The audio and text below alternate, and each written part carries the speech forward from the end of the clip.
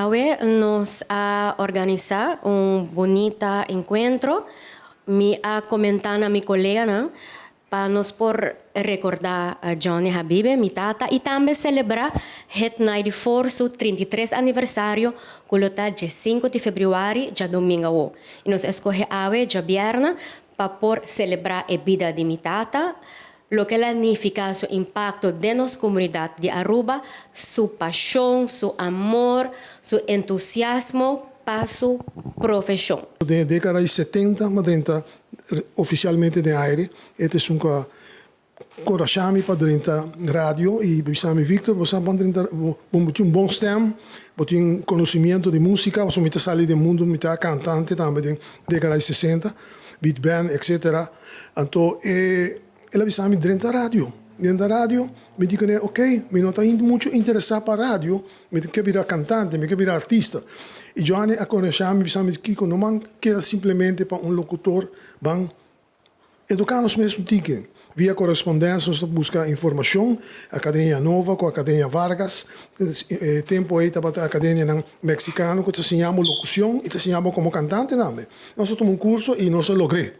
E a Bai Masleu, Hopi mais leu em estúdio, a vai em estúdio mais tarde de locução, articulação, dramática de locução e entrevista general contra entrevista e número.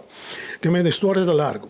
Então, ela informava-me tempo aí, disse, Victor, minha esperança está dia chegar na rádio.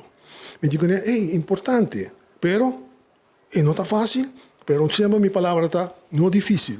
Nós estamos contentes de pôr apresentar nosso programa via hit 94.1 FM, pero mais com alegria nós estamos a celebrar a vida de Johnny Habibe, porque Johnny Habibe é um amigo, mentor e também é diretor de rádio hit 94.1 FM, que lo hace año desde 1 de fevereiro e a rádio estação está a celebrar seu 33 anos aniversário.